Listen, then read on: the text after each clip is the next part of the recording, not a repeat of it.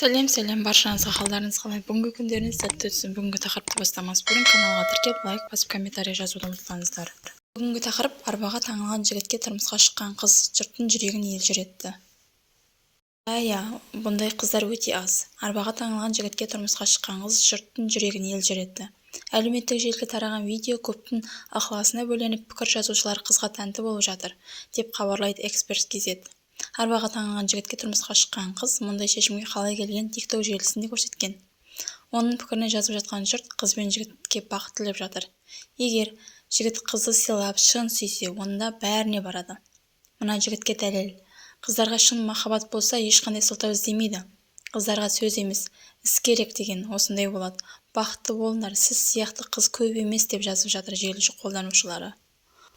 Шоу-бизнес жаңалықтар артынан бізде бақыт тілейміз. Тек қана бақытты болсын, шынайы махаббат осылай болсын.